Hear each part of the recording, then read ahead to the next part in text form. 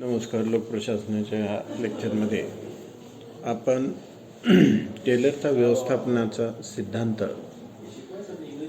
आणि ह्या शास्त्रीय व्यवस्थापनाच्या सिद्धांतामध्ये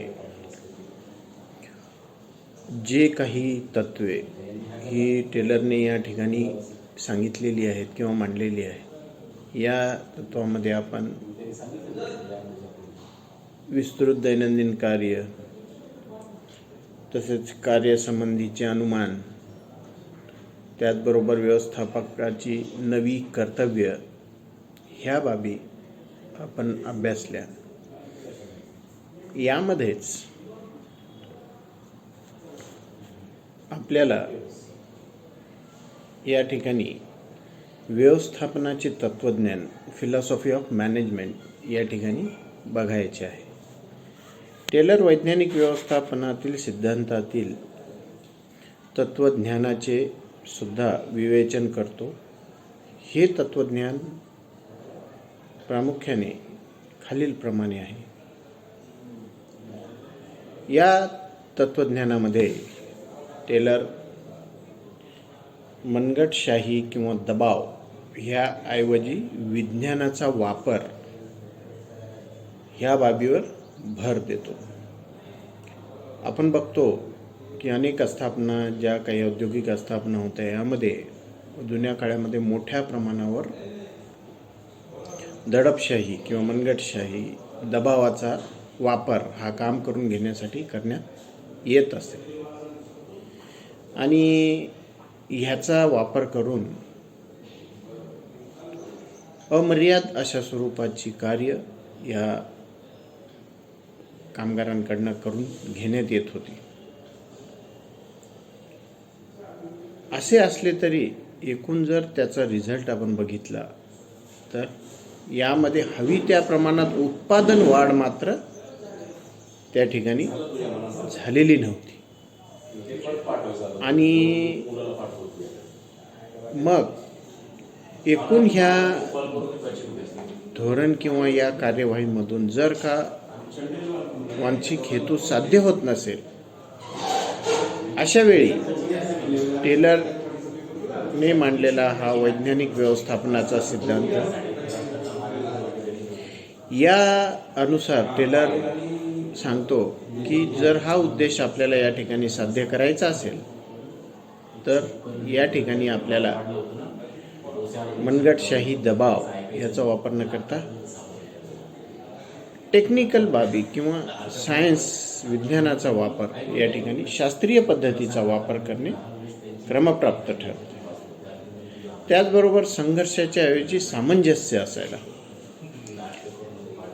मनगट, दबाव ह्या बाबीचा वापर करून नेहमी शेवटी संघर्षच उद्भवित असतो आणि हा संघर्ष जो आहे, हा संघर्ष त्या स्थापनेच्या कार्यावर, त्याच्या उद्देशप्राप्तीवर मोठ्या प्रमाणावर परिणाम करतो. तर याऐवजी जर त्या ठिकाणी सामंजस्य असेल, तडजोड असेल, तर त्या ठिकाणी प्रत्येकाच्या बाबी ह्या दुसऱ्याकडनं विचारात घेण्यात येतात. प्रत्येकाच्या मागण्या, गरजा याचा त्या ठिकाणी सन्मान करण्यात येतो आणि त्याचा परिणाम हा तिथल्या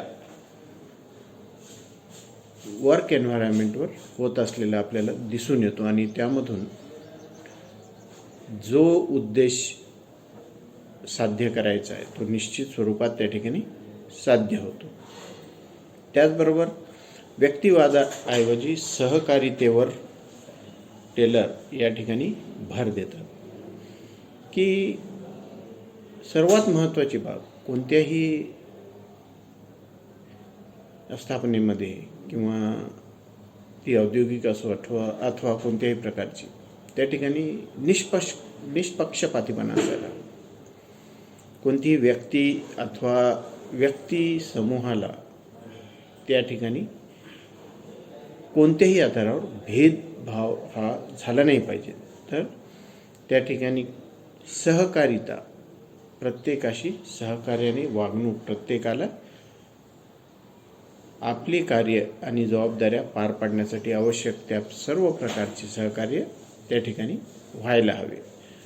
तसेच महत्त्वाची ज्याच्यावर टेलर सर्वाधिक भर देतो तो म्हणजे मर्यादित उत्पादनाऐवजी अधिक उत्पादन.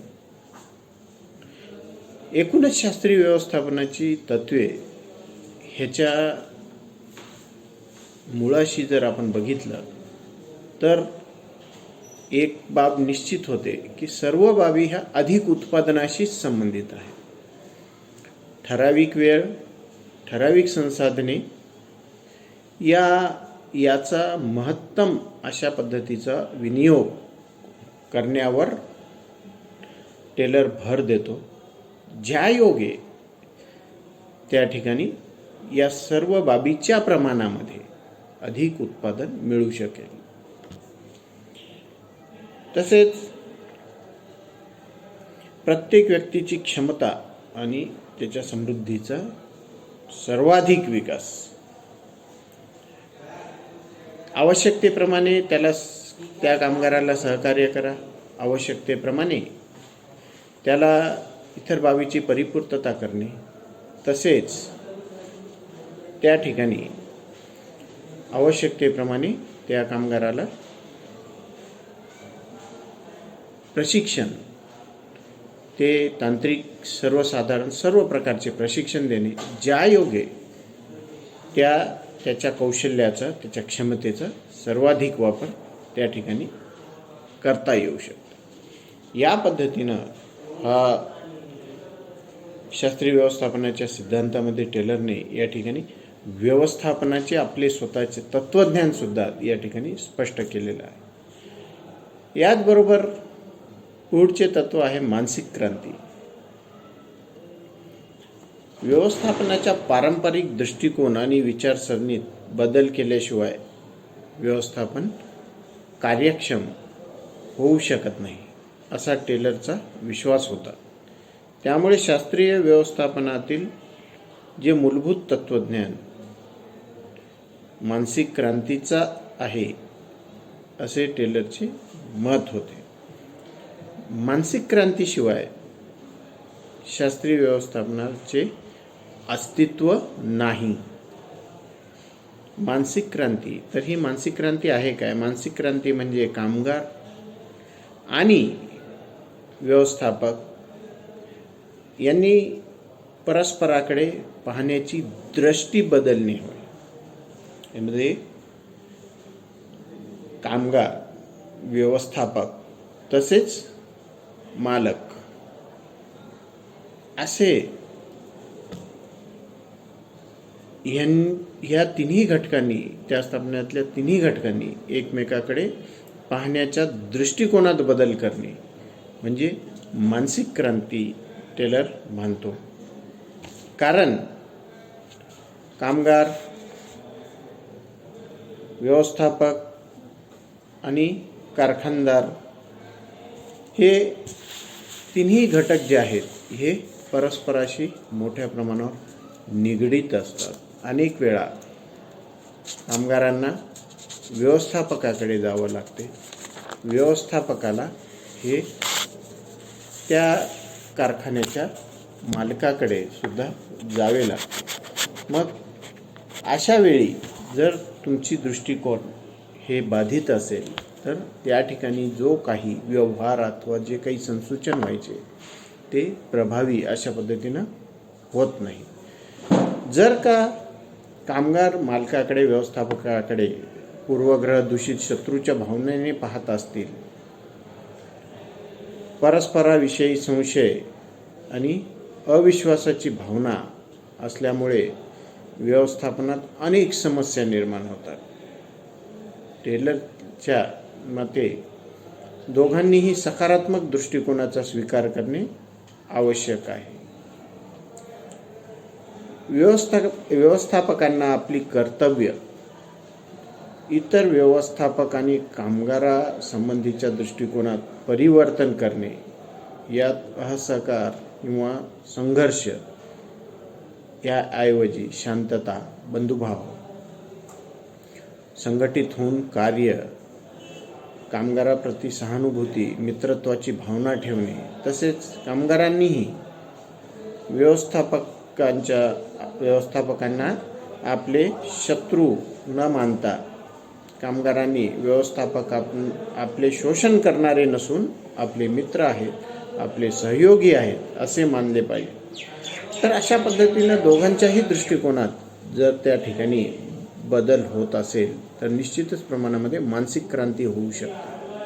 कारण ह्या मानसिक अवस्थेचाच हा एक भाग आहे की पूर्वग्रह दूषितपणा ठेवून कामगार व्यवस्थापकांना, कारखाना मालकांना आपला शत्रू मानतात. ते आपलं हित इच्छितील असं त्यांना कधीही वाटत नाही. तर हे कारखानदार मालक किंवा व्यवस्थापक हे कामगारांना अगदी हीन दर्जानं जे मानून त्यांचं अधिक शोषण करण्यावर भर देतात. यामधून काय होतं, केवळ संघर्ष उद्भवतो. त्या प्रमाणामध्ये उद्देशाची प्राप्तीही होत नसते. तर त्याऐवजी ही सहकार्याची भावना ही एकमेकाबद्दल या तिन्ही घटकांनी ठेवणे म्हणजेच मानसिक क्रांती असं टेलर या ठिकाणी सांगतो. धन्यवाद.